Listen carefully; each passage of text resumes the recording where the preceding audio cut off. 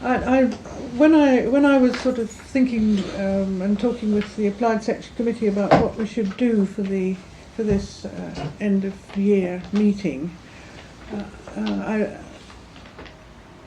realised subsequently that I'd had in mind that the issues that came up last year, the Sexuality's blow up last year, and that I was still preoccupied with what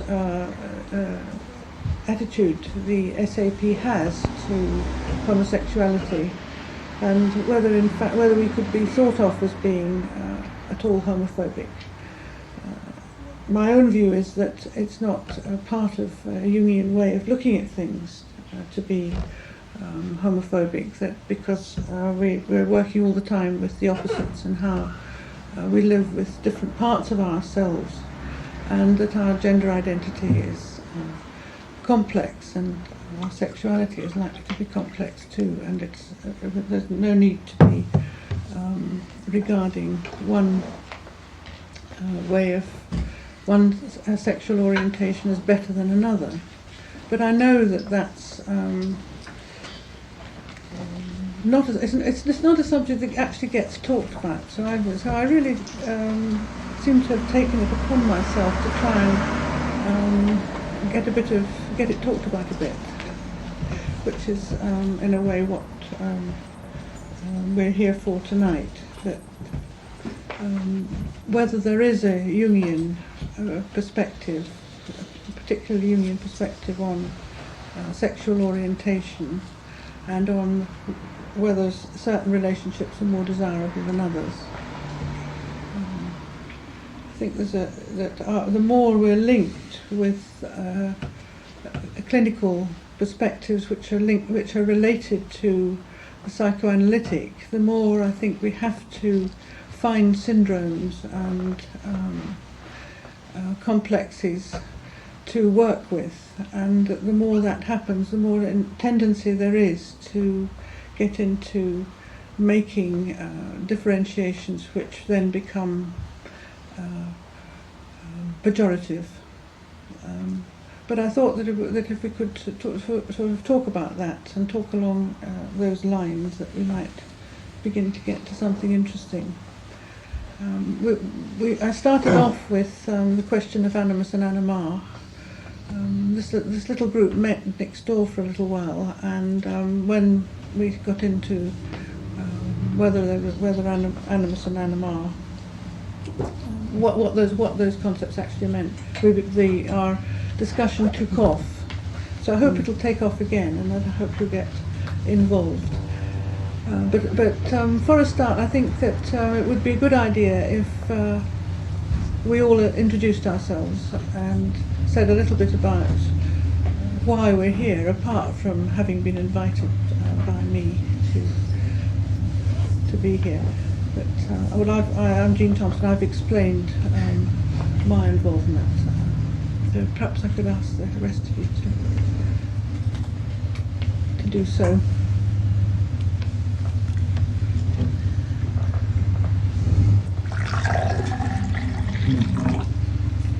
It's a question of whether to your right or to your left starts off. Or yes. Ladies or gentlemen. Yes, this is an interesting lineup in considering the subject. Yes. Thank you. Shall I go first? I feel like the referee. My name's Douglas Maters. I'm a member of the BAP, and I'm trained in psychiatry, work in private practice, and also trained at and train with the Psychosynthesis and Education Trust, which is a humanistic psychotherapy section member of UKCP. I have a number of fascinations with this issue, one of which is concerning the actual clinical work, that if we have particular kinds of attitudes and prejudices, which we are inevitably going to have, how is this affecting us when we're working with people of different gender orientations or sexual habits to our own? I hope our discussion can illuminate that a little bit.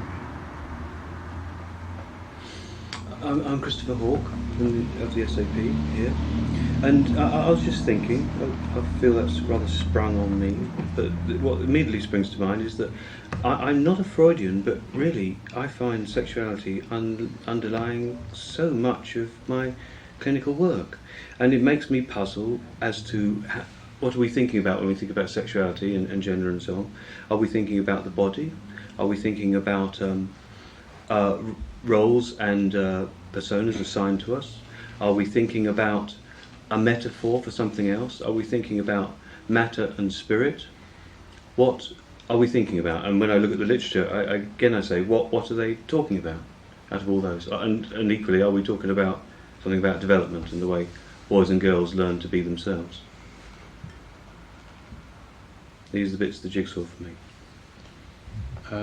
Well, I'm Warren Colman. I'm also from the SAP, and I'm beginning to wonder what I'm talking about. I suppose I'm here. It's got something to do with my also working at the Tavistock Marital Studies Institute, and therefore having worked with couples a great deal over many years, almost entirely heterosexual couples, as is, I think, more or less inevitable when you work in an institution that has marriage over the door. Although, I mean, that's not by our preference. It's just a question of the couples that come to us. I'm also have been interested in sexuality and gender from a number of perspectives. I've always been interested in anima and animus. It was Jung's ideas about the anima that first got me interested in Jung and Jungian psychology in the first place. I've written a bit about it. I'm interested in it in couples. I'm interested in it generally. I suppose, like Chris, I'm curious about what sexuality really means, the difference between and links between sexuality and desire and spirituality and things of that sort, which I find very well kind of expressed in Jung's ideas about anima and animus. That'll do for me. I'm Hazel Robinson from the SAP, and I find it difficult to know quite why I agreed to come. But I suppose, as well as the pleasure of being asked, it is something to do with a preoccupation with, or a discomfort really, with Jung's stereotype notions of masculinity and femininity, which I've never become reconciled to, and I'm interested to see what contemporary Jungians can make of that, and I wouldn't say I've got any particular ideas or contributions about that, other than an interest in discovering more possibilities in what I suppose, for want of a better word, you'd call feminine archetypes, which I'm aware there's been a lot of work going on in the States, for example. Women writers have been working a lot on goddesses and reconstituting fairy tales from a feminine or feminist perspective. And I'm interested to see what the implications of that might be. That's about it. I'm Amelie Noack from Ada, and I think I'm also basically here because I've been asked, and find it very interesting to look at ideas about how things connect. I think that's how I want to put it.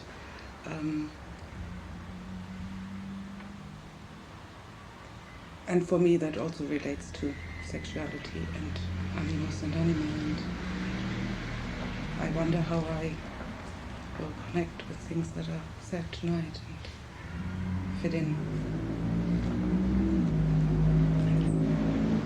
I'm Rosemary Gordon, I'm SAP, and I suppose I'm here because I've been talking quite a bit with Anne. I was also quite involved with Andrew's famous letter, but I'm interested, or particularly, I suppose, in masculine and feminine.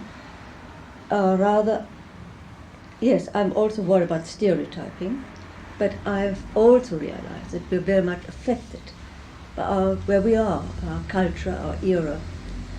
And I suppose, in that sense, I feel very much a person of my time, because we're confused. Everything, the old ideas are breaking down.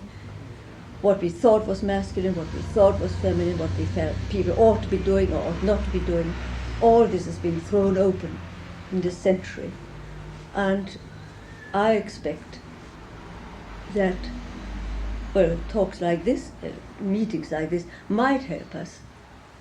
But we obviously have to find our way, or the culture may have to find new ways of relating to each other, or even then to decide what can be considered masculine, to consider feminine, and is it divided between men? Is it the same as men and women, or is it something rather separate from being men and women, but has more to do with qualities, certain characteristics, rather than being distributed evenly between men and women?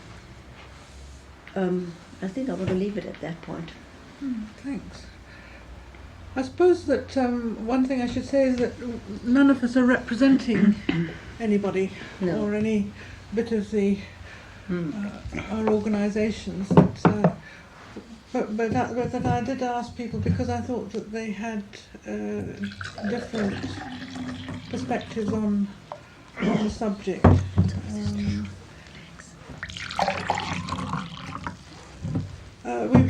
We focused on the subject being sexuality and sexual orientation. That we focused next door on the question of animus and anima, which is very much it belongs to Jungians. It doesn't belong to any of the other groups, and therefore I think it is quite a good place to start. And the question of whether it helps with the development of gender identity to think in terms of animus and anima. What actually do we mean by that? And I think I won't say any more because there was quite a good discussion developing about that, and I think I'd like to leave it to what people were saying. If we can, if you think that's a good place to start. I was intrigued with what you'd been saying earlier about one being a more spiritual way of looking at things and the other being a more inward way, somatic kind of way, and about freeing up the notion of animus and anima from gender identity. It seems to be a current notion amongst a lot of us that both sexes are both, really, as a way of talking about that of the masculine or that of the feminine which is not expressed. So, for instance, my animus would be active in all the kinds of masculinity which I have not shown. And that was a little bit different from the position that you had. Well, yes, I go back to Jung on this one, and that that was not Jung's position. He felt that men have an anima and women have an animus, and I think that the move towards seeing men and women as both, men and women both have anima and animus, has partly been to do with an attempt to get over some of the rigidities and stereotyping issues in Jung's thinking. But has had the result, I think, of losing the sort of what I think of the richer and deeper penumbra of associations around anima and animus, and I want to focus particularly on the fact that anima meant soul and animus meant spirit. Now, I think it is problematic because right from that point, Jung then divides up between the sexes and says, that men relate to soul and women relate to spirit, and I think that is problematic. But the important thing, I think, that I'm interested in is that when Jung is talking like that, he's talking about something which is other than masculinity and femininity. And there are points in his thinking where he, I think, makes it fairly clear that gender is actually a contingent feature of anima and animus due to its association with otherness. So that what is not I is associated with the other gender, and therefore the anima or the animus takes on its contrasexual characteristic. Now, of course, at other points, Jung's always inconsistent, and he talks about it in other ways, and in the ways that it's come to be thought about. But I think this more open way of thinking about it actually gets away from the need to define any kind of particular gender characteristics which are typical of anima and animus, and emphasises this aspect of relating to otherness. And the other problem that I have with it, you see, is I think that it's to do with I'm not sure that, well, I certainly don't think that the self in Jung's sense is gendered, although I think the ego probably is. And it does seem to me that a secure same-sex gender identity is necessary for psychological and emotional well-being. But I must stress that we have to distinguish between gender identity and sexual orientation, and I think that's another confusion which I'm talking about gender identity. I'm not talking about sexual orientation there. Well, I find the concept of anima and animus very helpful, even if I don't see them quite the way you do. But I find it gives us a sense of opposites, whether opposites are going to be enacted or experienced. But because we can then see, particularly as I also believe, that both are in both sexes, that men and women have both animals and animuses. And I suppose they're somehow linked, in my mind at least, to images. The image of the feminine or the masculine, which may have nothing to do with men or women. It may be something that we got images of because we live now with a lot of past, with a lot of history, with a lot of pictures, a lot of statuary. All that has affected our way of perceiving things and thinking and imaging. And the fact that Jung has given us this idea of anima animus, I think is helpful when we do talk about gender identity and gender desire, where to go. And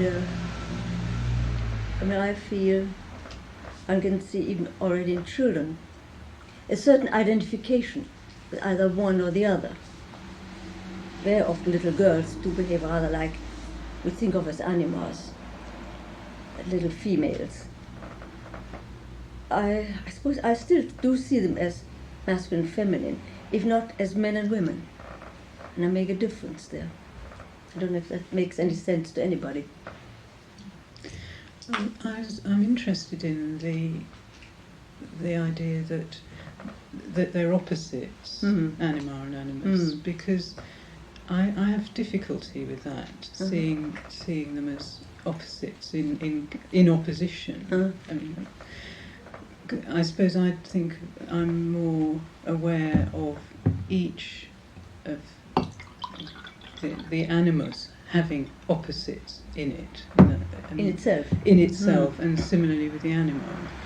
So that, I don't know if that gets away from the discussion about what they are or whether they belong anywhere. But I don't know. It somehow doesn't seem. It seems, in a sense, a bit sterile to have them as opposites rather than as archetypes which themselves are bipolar, so that for a woman is not necessarily only going to have to grapple with the animus, but with a negative animus or a positive animus, or both, you know, that it's not just one thing, and similarly for a man, that the qualities of the contrasexual archetype have an enormous part to play in our development of gender identification and so on. I was just thinking of one of my friends was coming back on Sunday afternoon across Clapham Common. Clapham Common Sunday afternoon was Gay Pride afternoon. There were about 150 to 200,000 gay people there, all having a party. And as he walked past, one of them turned to the other and said, "Oh look, there go the heterosexuals." And there was quite clearly an anti-straight prejudice operating, which was an interesting experience, as it's not something one usually gets. So it isn't just that prejudice is a quality of being heterosexual or homosexual. I mean, the prejudice may be an issue which is a separate and separable issue from a discussion of gender and sexuality. I do think it keeps ending up in something about us and them, I think so. and who's us and who's them, and that can change quite quickly. Well, this is us and you're them, isn't it? Depends how you look at it. But it could be that. Really. Well, that brings in what animus and anima doesn't really mention, and what Noel's mentioned, yeah, and that's bodies, which is where Freud and psychoanalysis started from. Bodies and body difference, that apparent opposite found, or complementarity found in these two bodies with their different genitalia and reproductive apparatus that are viewed or constructed, I think constructed would be a better way of putting it, as somehow going together, as somehow doing different things, one going inwards, containing, being darker, being mysterious, the other one outwards, going forward, actually pointing to the world and in the world. And so the rest of masculinity and femininity can start to get constructed from the bottom up on those sort of ideas, or those sort of selective bits or angles or perspectives on the body differences. And I wonder if people have got thoughts about that, because we have an awful lot of depth psychological theorising on this sort of body difference base. Got a lot of superstructure, Oedipus and so on. What do you think about the self not being gendered? Well, it's beyond that sort of dualism, yes. That sort of relates to what you're saying about gender being constructed. But you know, that's, we live with a relationship with the self. Hopefully, that's whatever that is, and whether it's just something inside or something between us and something everywhere. There's a relationship to be had with that, which again is another sort of dialectic, another exchange. But maybe then the differences we find and the complementarities and the so-called opposites we find in sort of our conscious take on the world is merely a reflection of that relationship, sort of ego-self relationship, matter-spirit relationship. These very fundamental things that we can't touch otherwise, but we sort of project in all our other opposites and differences. Well, gender may be constructed, but I mean, I took you to be saying that bodies are not. Bodies are a given. And there is this complementarity of the body. The question then is what significance you give to that. Yes, and what you select. Because I mean, if you read gender from the body, I mean, you're taking Freud's view that anatomy is destiny, and I think you're actually engaged in a symbolic and a metaphorical enterprise and then sort of doing away with that and claiming that it isn't. You haven't done anything symbolic or metaphorical or constructive at all. You've simply read it off from the body. I also think it doesn't do justice to the enormous flexibility and adaptive capacity of human beings.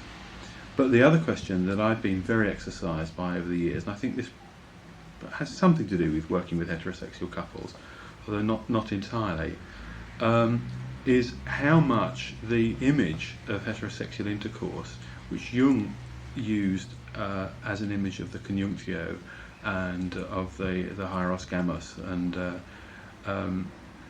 so that most of his kind of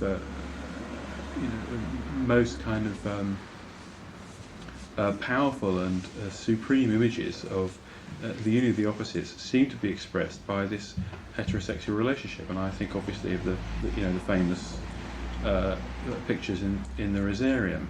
Now, while is that heterosexual? Well, you see, while Jung was talking about something that was metaphorical, I think there's a question about how much significance there is in the fact that a heterosexual intercourse is used as an image of that. I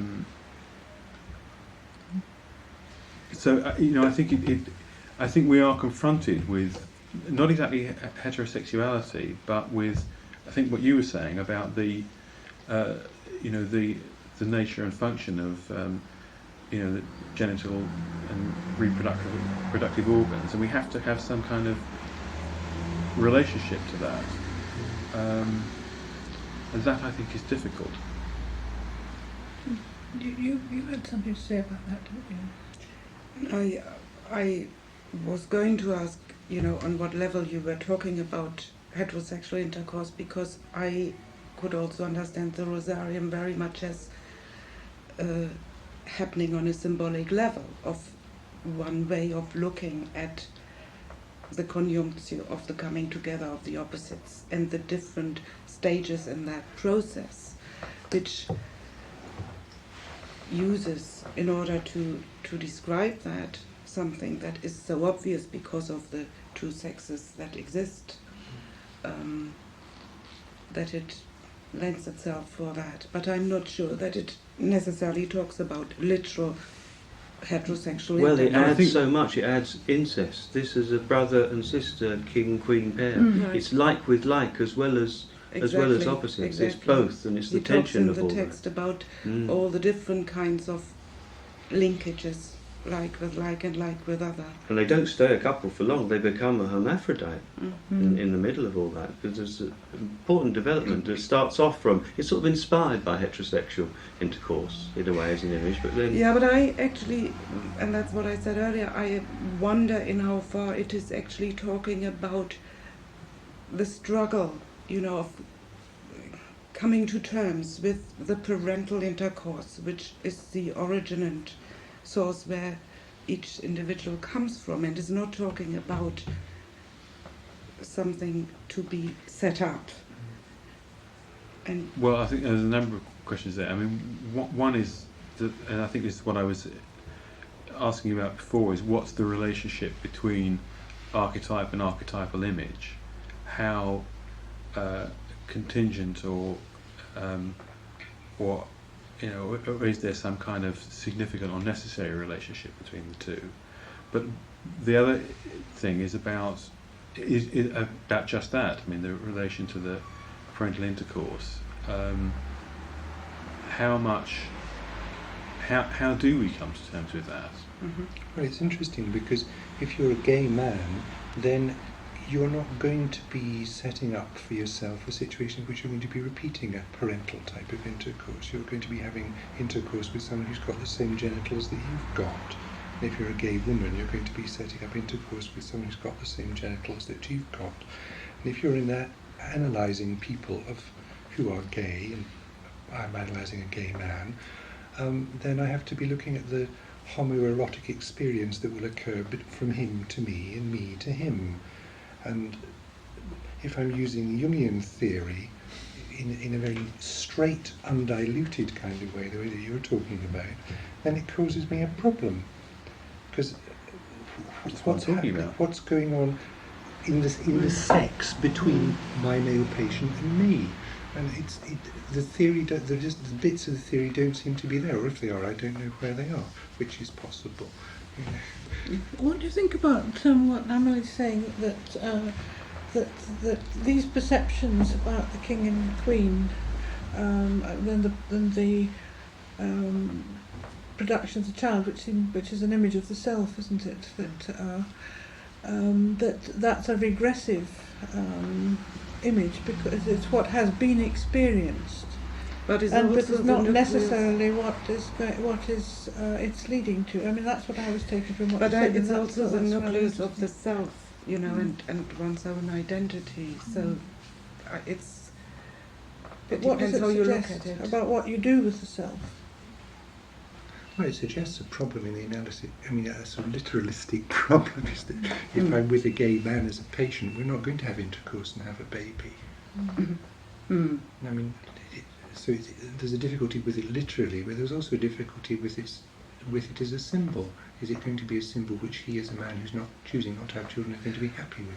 I thought that Amelie was saying something. I mean, I don't know. You may not have been, but what I took from that was that you were saying something rather different, and that was that we use the imagery of the heterosexual couple to describe the processes, the developmental processes going on inside us, because those are our experiences. Our experiences of being in the family with the parental couple gives us imagery to base our development on. But that once we've done our developing, I mean, I think this is a question that really interests me. Do we say, well, that's that, and then we repeat what our parents have done? That's what we've learnt all that, so that's what we're going to do with what we've learnt. Or do we as Jungians, do we recognise that as providing us with useful symbolic triangulation, which we've got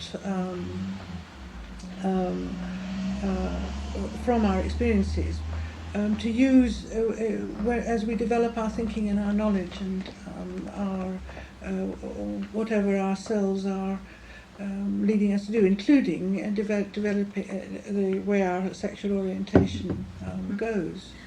Yes, I want to say something about, because I very much agree about the physical differences. That matter is male and female genitals, and they look different. But when we don't stay there, the whole thing develops out of that into symbols and fantasies and relationships.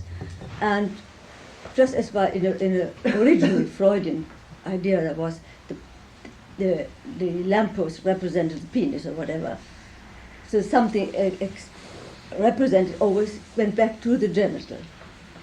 But one can also go the other way, and I think many psychoanalysts have done this too now, can think that the genitals themselves set up a symbol for something else.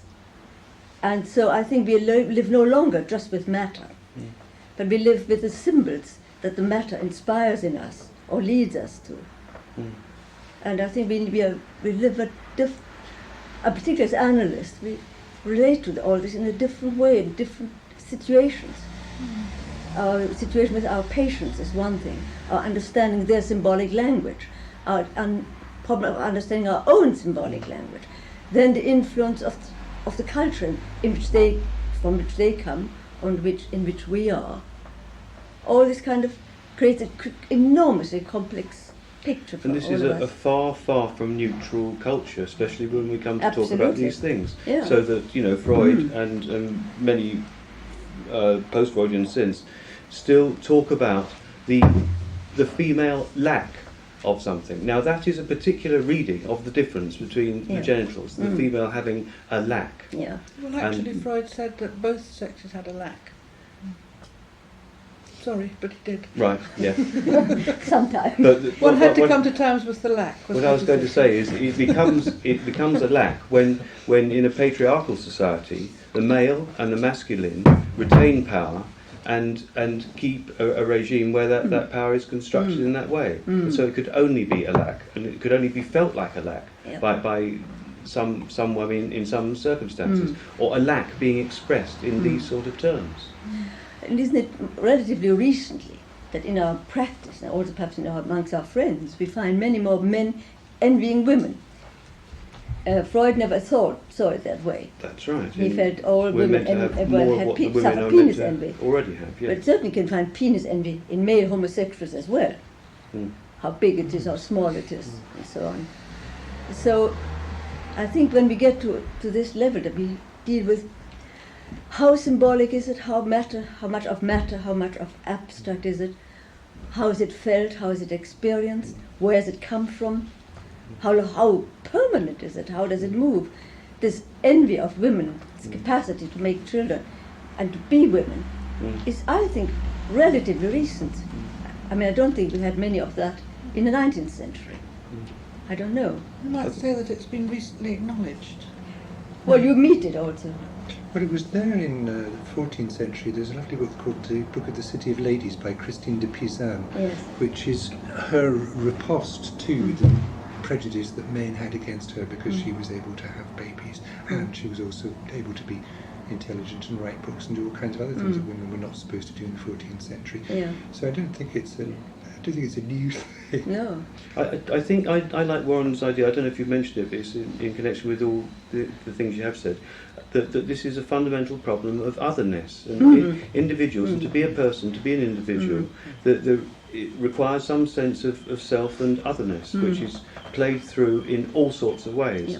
And maybe in this era, sexual otherness and the difference between men and women is a particularly powerful way of that being understood and expressed. And then that metaphor plays back into ourselves. Yes. Because otherness also, I think just read Benjamin about destructiveness, and he talks a lot about otherness being a capacity to separate, to expect separation, and to evaluate it, and to say And the to other. discriminate. Once you can have discriminate. Once you have been able to separate, then there can be another. And I think he thinks, or she Then thinks. there can be a relationship as Yes. well. But also then there can be a symbol formed, because you can't form a symbol unless there's been a lack or a loss. I feel much more comfortable with the word otherness than opposite. Yeah. I mean, that seems much more kind of workable view of it. And I was thinking about how the archetypes are mediated, depending so much on the time and the culture. That as the ideas of like you might say the negatives of the animus, or the view of the male archetype, whatever you want to call it, as being powerful, dominant, depriving, sort of gatekeeping, and there's sort of a lot of the feelings that feminists have been articulating, especially in the last 20, 30 years, although not exclusively, it's as though the culture has kind of embodies the negative pole of the archetype that women are having to try and develop through. So when there are more positive aspects of the masculine in evidence, then of course that the whole thing becomes much more workable. A very good example of this, you've probably heard about it in science, biological science, is this image we've lived for most of the century with this very active little sperm, millions of them in fact, terribly active and fighting and struggling away, heroically aiming for this egg, who's just apparently just sitting there in the womb. And now they are actually acknowledging and discovering that the egg actually actively brings on and makes possible the sperm getting near it. It has action of its own, which, by regarding eggs as female and sperm as male, has been sort of eclipsed, and they've been described in these polarities. I think that's quite a good example of where our thinking goes. Okay, well, we've finished our 40 minutes. Yeah. Incredible. We sat in there thinking. I didn't say anything. So I think well, now everybody, but let's have some wine first. Yeah. Can really get going. To get back, we've got another 3/4 of an hour now, till 10:15. Yeah.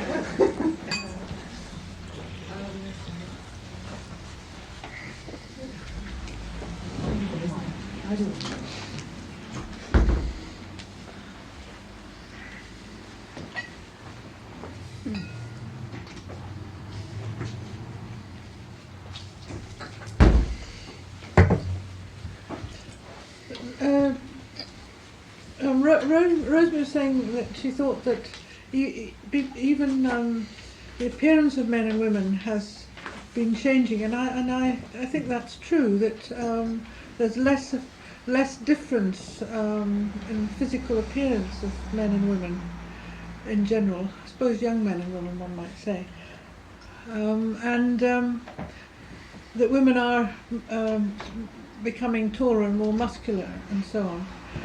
Longer legged. It seems to me that what? Longer legged. Longer, thinner legs. It seems to me that at one and the same time that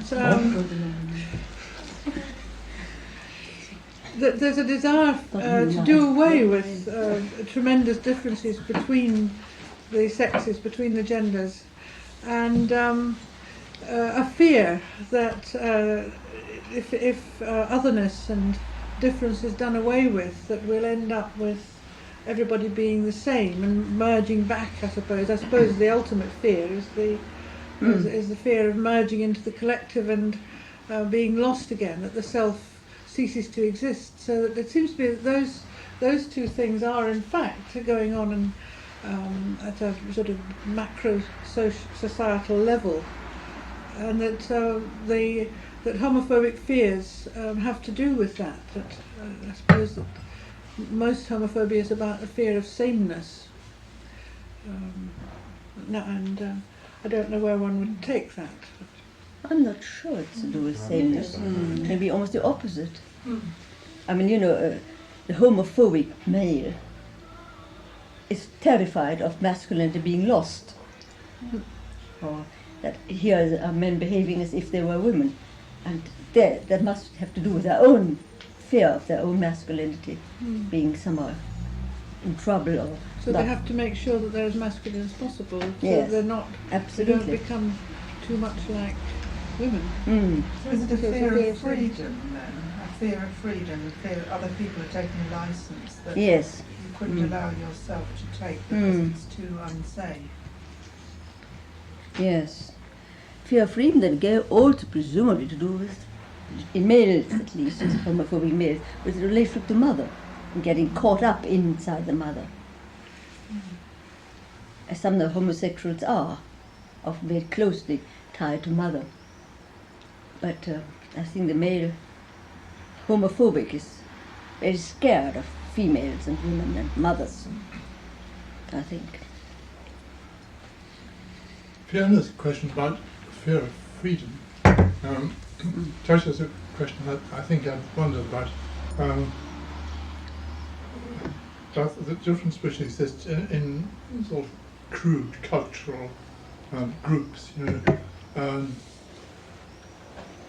a sort of phobia of a homophobia straight, but also a particular and rather different kind of phobia of for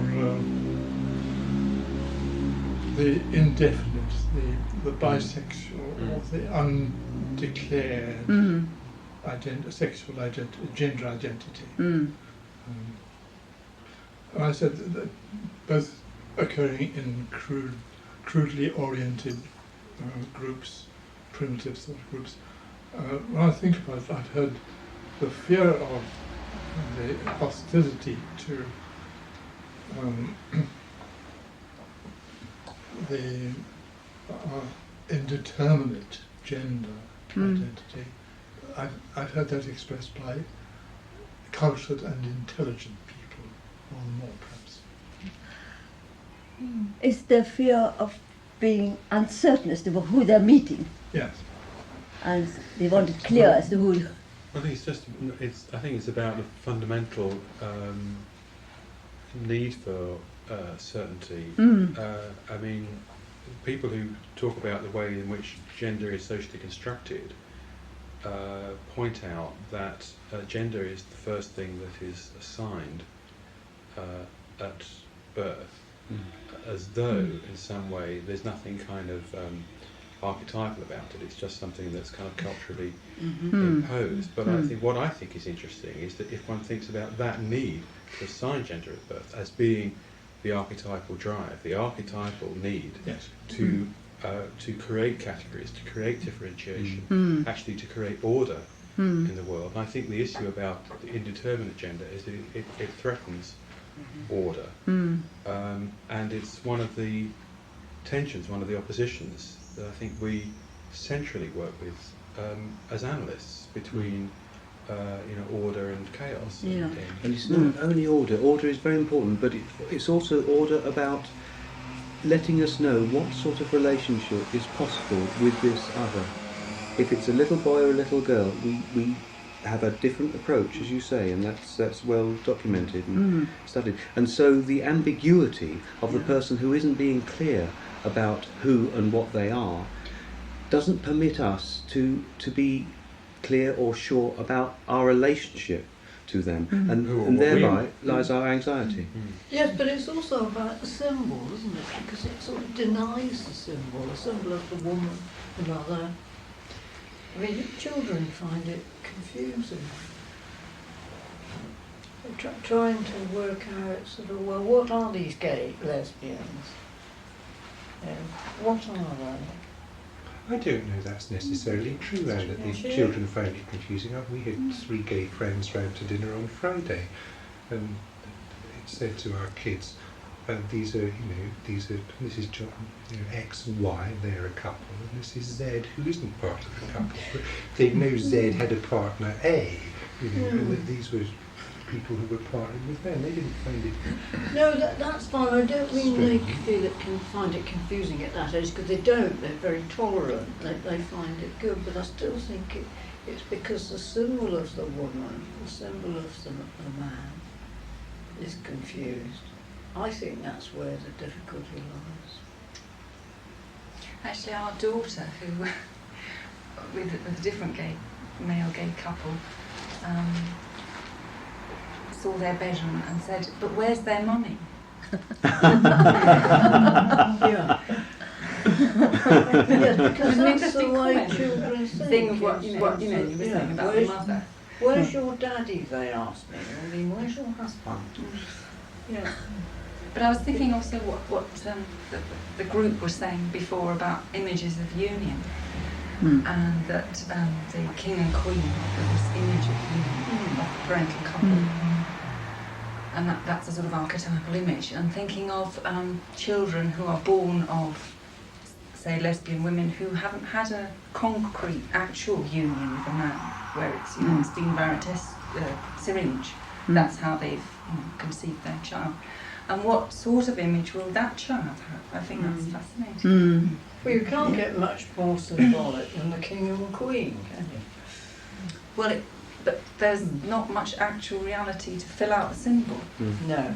Yes, I've been wondering when you were talking whether there aren't certain values put on qualities that aren't gender specific nowadays. And I was thinking of the gym, and how the gym is a sort of symbol of, people go and they do things to their bodies in the gym, they develop their bodies, but not necessarily to be men or women exactly. I mean, I've heard one girl saying to another girl, "That's great, you're getting footballers' legs."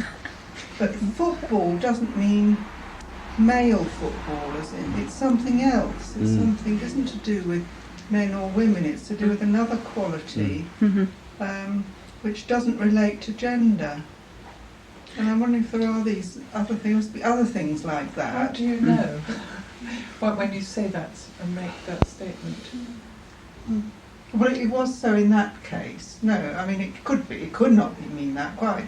But I think I think football has become something which has been removed from men exclusively, and there must be other things like that that are being hauled back and hauled away from their historic gender identity. I can't. I mean, the gym seems to be a strange place because it has all sorts of sexual connotations in a way, both heterosexual and homosexual. I think perhaps what you're pointing out in that, Fiona, is something I was thinking along the way just then, that the degree to which tolerance of these ambiguities and unsure relationships is allowed and then sort of develops into something that's less anxiety-provoking is related to the degree to which a culture changes and incorporates and changes its rules and makes space for the changes. And there are some Native American groups for whom they have a special role for the feminine man, and he has a place in that society, and for their children there, he would be very much part of the status quo, because it is such a constructive place for that sort of man who, let's face it, is just as unusual in that culture, where it's mums and dads and babies. But there is a place for that sort of man who wants to be feminine. And so similarly, when we grow more and more tolerant of as lesbian mothers, which is only very recently, then there is more cultural space to imagine them as included rather than excluded. And so these questions of their difference and where is mummy won't occur so often, I imagine, as this grows. I think that's very important. First of all, in lots of societies, there are separate groups for the homo or for the feminine men. They can wear feminine dresses. Oh, in India, yes. In India, yes, in yes. Africa, in various places. So it's quite acknowledged that here are men who are not want to be soldiers or fighters. But the other thing is also what surrounds us. As I say, if you have a world in which there are a number of lesbian mothers, it becomes part of the world then.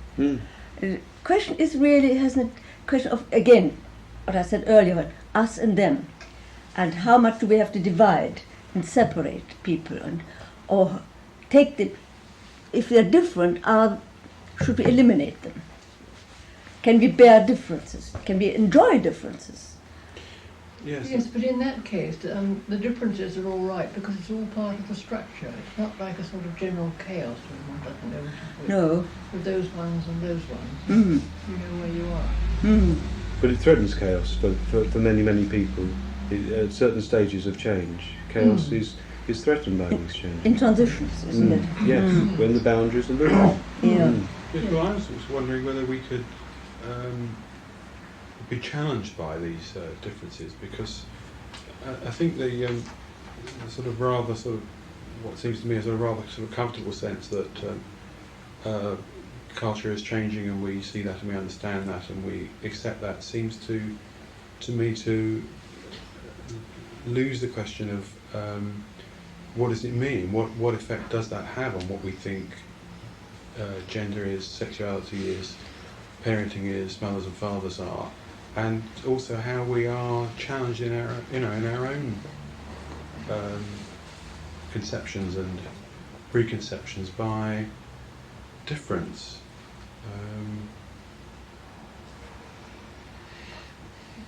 It seems so huge to me, and it seems in a way things are changing, and yet they're different, but they're exactly the same, which was something to do with what David was saying. And Douglas, you reported the gay man saying, there goes the heterosexuals or something. Yeah. And is exactly the same as saying, there go some gay people. But an absolute horror or fear of whatever, of actually admitting their own heterosexual. It's a very difficult issue when working with gay people, gay patients. It's two issues. One is that one is the dislike of heterosexual people because of the prejudice, and the other is their own homophobia. And a homosexual's own homophobic response is terribly hard to work with. But I'm even talking about their heterosexuality. Well, that, I mean, one of my patients maintains every other session that he's 110% gay. And I'm really having lots of questions about why it's so emphatic. What's the terror of being heterosexual for him? Yes, so there's something underneath it all about difference, which is beyond sexuality completely. Sometimes, and for some homosexual people. I think another factor in this is that, and I nearly all the men I see, I think, are homosexual. They, we should be careful how much attention we're going to pay to this part of a person's personality. There's plenty of other things going on for these people, and sometimes they can be sort of all projected onto their homosexuality and the fact that it is still difficult in this culture to be a homosexual man, and so on and so forth. But I think it's just part of the person, and I think sometimes people can hide behind it as being like the major part of their personality and what constitutes them. Defence. Yes. Well, I think that's right, and because I'm only see one person who would describe himself as homosexual, although apart from some adolescent experiences with masturbation in groups and so on, he's not had any sort of direct homosexual experience.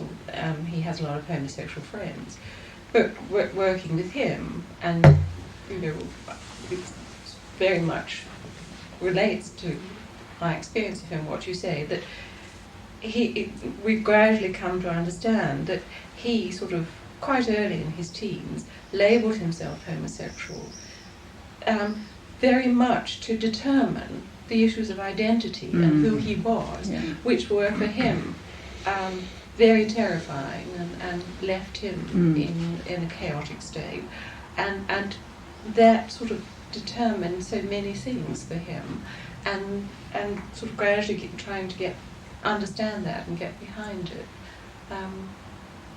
And Warren's issue of difference and how we deal with it, the uncertainty. I mean, it was the uncertainty that he couldn't cope with and had to foreclose on that. And sometimes people do that, and sometimes people do that the other way around. They foreclose on the same-sex lovemaking side of themselves.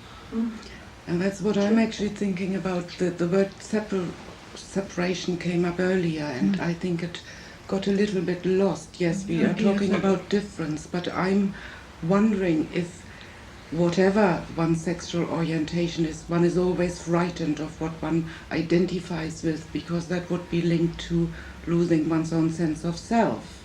So frightened with what one identifies with? You mean identify others? Because that would mean to lose one's own sense of self if you can't be separate. I believe that relationship and quality of relationship actually is what counts, not if I love a man or a woman. And that quality of relationship is dependent on the degree of individuation, to use a Jungian word, which means how far is each person involved in that relationship able to stand on their own 2 feet. And from that position of being able to stand on their own 2 feet, then able to actually connect in whatever way with the other and separate out again, so that there is space and room between the two for whatever needs to happen for each of them, but also in the relationship. So I think the word separation comes back for me again and again. You know, how far have we... And the ability to, from that more separate position, to perceive the other as other. Yes. Which is not really much to do with whether the other's a man or a woman. Yes. The other is another person. This has got much to do with sexuality, you see. I think it operates on a different level. Because, I mean, what you're talking about now is, the sort of meat and drink of working with couples. Yes. But it seems to me to operate on a different level, particularly with the more disturbed or borderline couples who do have very profound existential anxieties about identity, about loss of self, about who use massive projective identification, who have anxieties about being intruded on or taken over or lost in the other. And very often these are, I think, rather different than the couples who have more kind of Oedipal. Well, no, that's not true, actually. Well, no, actually, they're similar to the couples who, I think, who have cross-gender identifications, as you would expect, because there is often a very uncertainty about gender, where there's uncertainty about identity. But I think they are different from the couples who have more Oedipal issues, where there are, more issues about threesomes. Because these are the more primitive ones are the ones who haven't really got a kind of twosome going yet. Yes. Yeah. Yes, Whereas I think the ones who really are talking concerned with genital sexuality are more into a threesome, and there I think the issues are rather different. But could that not apply also to homosexual couples? You know, from my work, I've worked with Yes, but several because this I don't know. gay and or lesbian patients, not couples. I have never worked with couples, so I can't say. But I'm certainly aware of different levels of quality of being able to relate in different individuals. In these gay men as well as in the lesbian women. There were in both groups some people who were very well able to, or they were working on being separate and relating to the other as other. And they were also very fused and confused patterns. I think your point is a very good one to bear in mind when there are these accusations that somehow homosexuality is a failure because it is about sameness and fusion and finding identity that's same rather than being able to tolerate difference. You're right that these things occur in both types of relationships and both orientations. Well, not only that, but there is often people who are very anxious about their own identity often make cross-cultural marriages.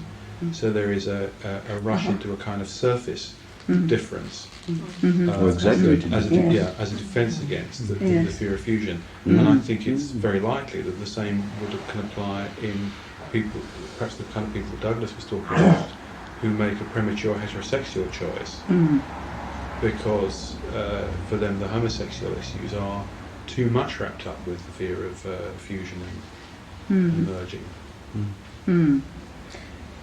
Must I go very much along with you as importance of identity and boundaries and feeling yourself to be somebody. And it doesn't have to be in terms of gender. It could be in terms of other things that you talk about. But I think it also, somewhere along the line, also has to include gender. It can include gender, yes. But it Well, I need think be it's only whether gender. yes, I think it's not only gender, but I think it's more than can. I think it's a must. But it's not only that, and it may be dependent on other things other than gender, and the gender then follows from that. I was wondering when we were talking about otherness and difference, and maybe difference is a better word than opposites or something, whether one could miss out, it's very static, and whether we could be missing out the ideas of desire and appetite and so on, which are often what really alarm people, rather than the difference. I mean, if somebody's different, it's more difficult to gauge what they might want to do, what their desires might want to be, and there's often the feeling that if somebody's of a different sexual orientation, they're going to want to do something more than you want to do it. Like if you're heterosexual, homosexuals are always after somebody, they're after another man, or they're paedophiles, they're after a child. And if they're paedophiles, they're after every child. And there's a feeling that everybody else's appetites could be excessive. That seems to be part of the prejudice and the feeling about the other. That perhaps we're missing out. And just saying differences, he feels like a very static state. And he doesn't, I mean, we're sitting on our separate chairs having a discussion, one person speaks and then the other speaks, but if you introduce the idea of encroachment and having designs on another person, then it becomes much more unsafe. Could I just also mention in the context of design, negative design, which I think is what disgust is. So I think this is very relevant in this area, sexual disgust. I mean, wanting to get away from, having nothing to do with. Yeah. Or, there's a sense of shame and horror about one's own desires, which can be experienced negatively, and desire can often tip over into disgust. You mean projected onto the other? No, I'm thinking about a sense of one's own desires. That what is desirable one moment, or particularly after the physical desire has been satisfied, may be then experienced as disgusting. And that there may be, I think often is, a very intense tension between desire and disgust. Yes. And it's related. Is it related? Is it related? How am I relating it to the physical sensation of disgust and the closeness of that to the physical sensation of shame, and the closeness of that to the physical sensation of orgasm? Yeah, that's the kind of area. Because in terms of the sort of the heat and the muscular tension and the sweating and the whole of what your body does in the experience of profound shame, and the whole of what your body does in the profound experience of orgasm, they're not a million miles apart.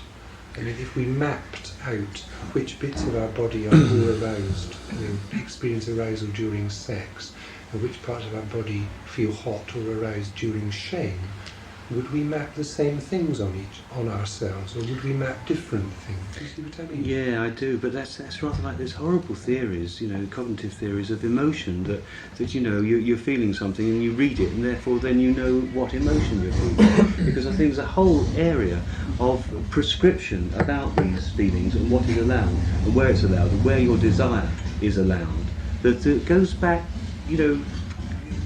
through us, and is part of our collective background. It is, I think that's why the shame is. I mean, I appreciate your physiological comparison, but I think there's much more to it than that. Much more. Can you say what the much more is? Well, because sex is forbidden. It's a fundamental forbidden. And it's legitimised and licensed in certain places, in certain ways, between certain people. And we're taught that from the beginning. And as we grow up, we learn it more and more firmly. And so some people who maybe have not got complete confidence that where they're doing it is fully licensed and fully legitimate, perhaps might get this mix-up of shame and sensation, and that goes with the association of desire.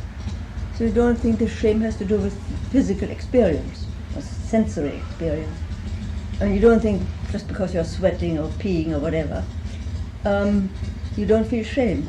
Well, it doesn't. Or that it's imposed on you? Well, it doesn't sound enough for me.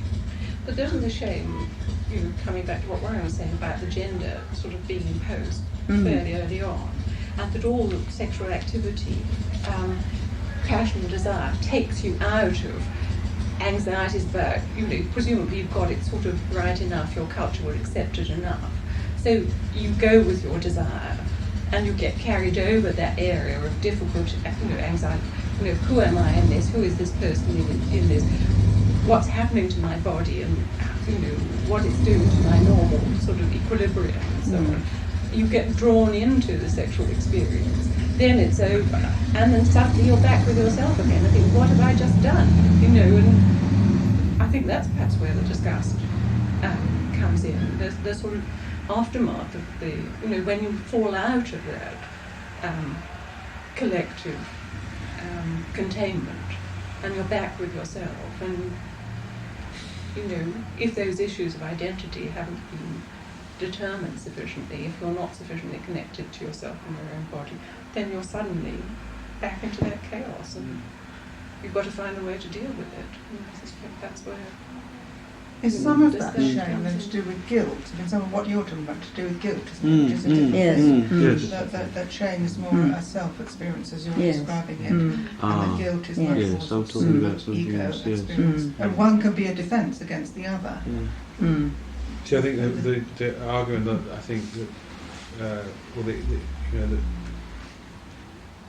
that contradicts what you're saying is that say we live in a heterosexual society, in which heterosexuality is what's allowed and homosexuality is what's forbidden.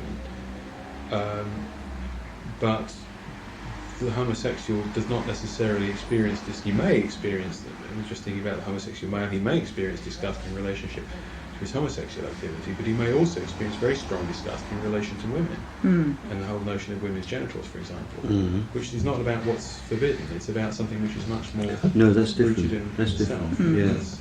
Yeah, I don't think that would argue against what I said, because I think there's something else. There's something else that would have to be understood in a different way. I mean, how would you approach that particular disgust? Well, I was interested in playing around with the other thing that you mentioned, Fiona, which is about encroachment. About, because I think that then would get us into thinking about, the mother-baby relationship and the way that is managed, and feelings of being impinged on or encroached on in that way. And so much of the mother-baby relationship is a body relationship, and the way in which the mother or any caretaker of the young infant is responsible for their body care. And so much goes on in that. I would think that a lot of feelings about desire and shame and intrusion, as well as the wish to be close and connected and inside, be in that sort of area somewhere. It sounds like, yes, it's sort of shameful, which I thought you were saying, that almost to be mortal, almost to lose yourself is shameful.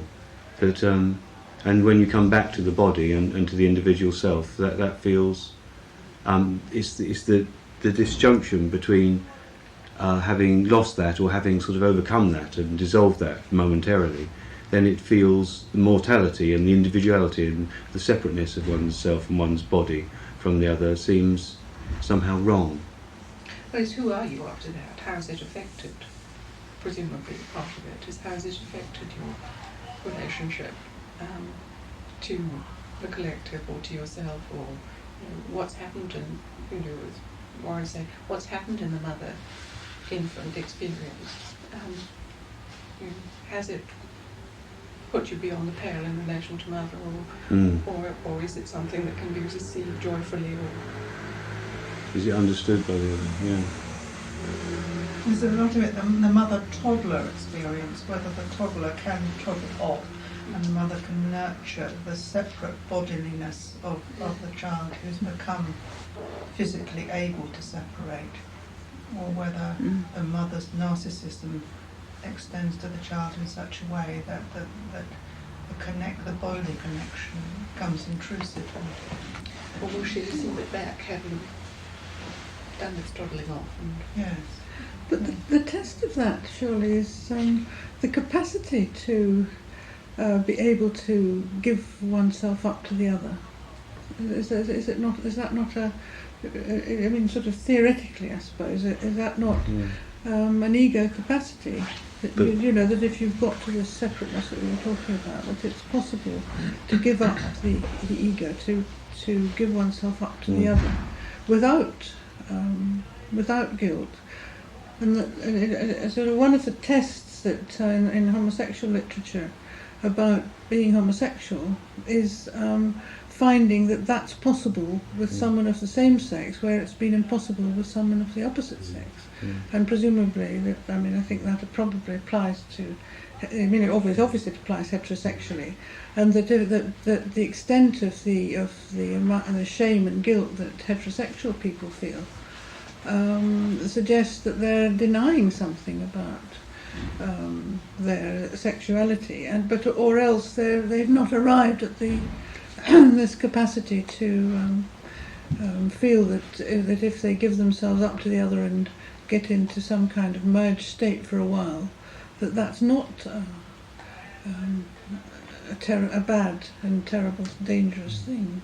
There's the difference between fusion about which you need to feel guilty. Union, though, isn't there?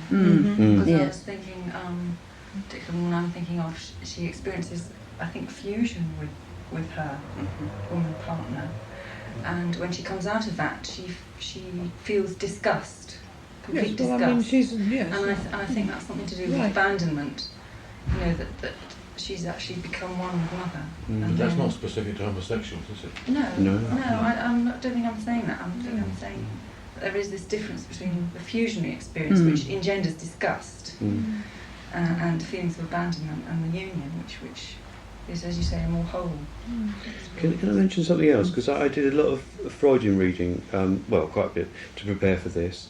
And you know what I kept coming across, and I had to ask my friend Maggie Cochrane, who's at the BAP Jungian, what was her take on this? That the Freudians, for many years, starting from Freud, have talked about this difference between the clitoral and the vaginal orgasm, as though there is some step in maturity achieved from girlhood to womanhood by achieving the vaginal orgasm.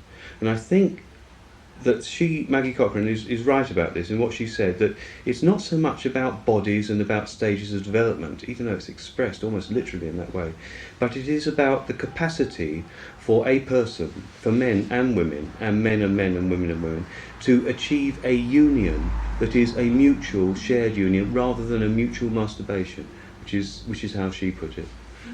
But there is quite a disjunction between the bodily description that is hardly a metaphor. It's put as a stage of sort of psychosexual development in the Freudian terms, and her understanding of it in quite a symbolic and sort of broadly human emotional way. I wonder what people think about that. Yeah, I'll buy that. I thought it was helpful. In the paper today, I think it was today, there was a whole article and a picture of two gay females, lesbians, actually being married in California. It's now possible, they don't call it getting married, but it is a ceremony with a priest making their life, what is it called? It's not life commitment, but it's in effect a marriage and a ceremony with rings. And one of them was 8 months pregnant, expecting a boy. And I mean, the ramifications of all that are incredible. I mean, thinking analytically. They're incredible. They are different. Yes, well, I'm thinking of things like... It is credible because we can give credence to this event occurring. Yes. It's very different, and it's not yet part of our normal cultural way of doing things. But one could envisage, and indeed, science fiction novels are full of examples of cultures in which every conceivable possible kind of pairing and partnering takes place. So I'm concerned about sort of producing a thing like that as an example, because it suggests that anything that isn't straight heterosexual sex reaching vaginal orgasm is in some way not normative. No, I think everyone was thinking about the child, weren't you, the boy? I was actually thinking about the whole relationship to the male, about these two women who love each other and don't want that sort of relationship with a man, who are going to rear a male child. But there are so many different facets to it. Like normally in a heterosexual marriage, the man can't have the baby, the woman has the baby. Actually, they could either of them have had the baby. I mean, it's a huge thing. I can't say it's ordinary or commonplace. No, I wasn't suggesting that it was. But what is also... It's all getting very concrete, because there was a father present at some point. Exactly. He survived. And there are sperm. fathers in so biology it's somewhere. sort of... He's on a piece of paper Yeah, somewhere. but there's a sperm around in them, there. And I think that as much as anything, it's about an internal world experience.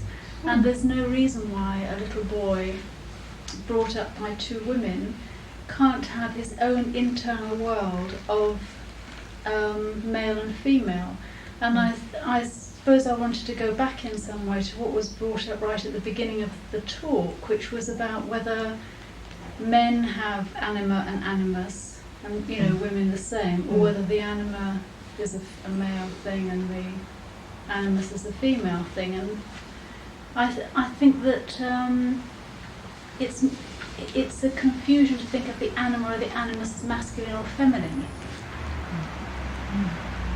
But it's still possible to have an internal masculine, feminine, Oedipal triangle without being too bothered about having a heterosexual couple to be brought up in, and because you still have the archetypal experience, and that the necessary sort of development of the animus, if you like, or the anima in the little boy is not necessarily dependent upon a father being a No, but it's about the same thing as being bottle-fed or breastfed, isn't it? Okay, you've got a sort of image, internal idea of a breast, but it actually was a bottle. And you're saying, well, it doesn't matter if it's two men or two women, because they got an internal sense or an archetypal sense of man-woman. I don't know whether Karen's saying it doesn't matter. I wouldn't have thought she was saying it didn't matter. But I do think she's expressing what I think is the basis for discussing this subject in a Jungian group. Because it seems to me that if we take that view, or can take that view, then it makes it more possible to think about how people relate to each other in a variety of ways, and that we can cope with two women producing a baby and getting married. We can cope with the ramifications of that, and we can think about whether it's the two women are know what they're doing, or whether they're acting out or defending themselves. And if they're producing a boy baby, what that means to them. We can think about that, and as within a context. But if we feel that it seems to me that the whole concept of the self, sort of the ungendered self, and then the archetypal propensity to be both male and female, and then to split and so on, that gives the possibility of thinking a bit further about these things in the very concrete, the sociological way, or the very concrete Freudian way. I think the Kleinians actually have the Jungian capacity too, I may say. But you see, I'm not sure if the direction in which this discussion is going is helping us think further, or actually closing down on thinking. Because I don't want to close down, no. and I don't think what I've said closes down on No, that. but I'll say why. I think there is a question about it. You see, because you were saying, well, it's a question of whether we can cope with this or cope with that. Now, you see, what it raises for me is exactly that question: what can we cope with, and what can't we cope with in that sense? Because, and it relates to something you said at the beginning, Jean, I wanted to come back to, about whether we think that some relationships are more desirable than others. Of course we think that some relationships are more desirable than others. The question is, what are the relationships that we think are more desirable than others, and why? So there's no doubt that we have some sort of values and some sort of kind of prescriptive image of in our head. We all sort of were kind of happy when we were talking about separateness and and the problems of fusion and so forth. So in that sense, we have a notion of something called individuation, which we think is desirable. And that's a value. And Jung was very clear that this was an ethical issue. Now, I think that there's an implication in Jung's idea of archetypes, which suggests that the archetypes are actually a limiting factor. That we're not in a world of anything goes, because I don't think we are in a world of anything goes. And I think one of the things that's most profound and radical and one of the sort of deepest implications of archetypes is it provides a way of thinking about, struggling to think about, what are the limiting factors in human life? What can we say goes and doesn't go? Now we're all going to disagree on exactly what goes and what doesn't go, and why and wherefore, But I think thinking about it in terms of what the way that there are something called archetypes which shape our life in some way suggests that there are limiting factors. It's related to gender, you see, because we can all agree that gender shifts, but does it shift infinitely, or is there some limiting factor? And if there is no limiting factor, then what the hell is gender? And, I mean, I don't know the answer to this, but I think that that we have a different perspective on it because we have a notion of an archetypal strata of reality in human nature, and that's, I think, the Jungian perspective. Could you say that how we experience the archetypes is through our imagery, and that for any one person, that the dynamism of the archetypes, it means that the imagery is looking for some external validation. Therefore, we're looking for some equivalent in the outside world. The imagery is, or the archetype is? We're looking for any one person is looking for something equivalent to their imagery in the external world. Well, I wouldn't say to their imagery, because I would say, the imagery is what is needed from the external world in order to give form to the archetype. So I would put it that the archetype is looking for an image which will enable it to become conscious initially, as Jung says, through projection. Yes, all right. Well, it's a question whether you're talking about internal or external imagery. But what I'm saying really is there needs to be some recognition of equivalence. Otherwise, we would have an internal world and an external world, and never the twain would meet. And isn't there a question of how any one individual can experience equivalence? I mean, whether that boy brought up by a lesbian couple can, in the external world, experience the different archetypal figures which are in the internal world. And one boy might be able to do it in that setting, and another might not, and a girl might not, and a girl or a boy might not with heterosexual parents. But it's what the person can do with what they've got, and we don't know how any one person might manage that. On the other side, I do have to add in to what you're saying, the fact of power. It isn't entirely up to us what we manage to achieve. There are not only profound conservatism in the archetypes, but there is also a very sort of slow changing about what is permitted, that we're allowed to do and be as human beings, happening upon where we arrive, in what culture and in what era. And that there are forces that circumscribe it in that way, apart from the forces of personality that this boy might be gifted with or not. So a lot of variables that might make this totally unproblematic, and there are a lot of variables that might make it very problematic. I'm interested in the way it's been focused on the child and not on the women, as though somehow these women are automatically hostile to something masculine.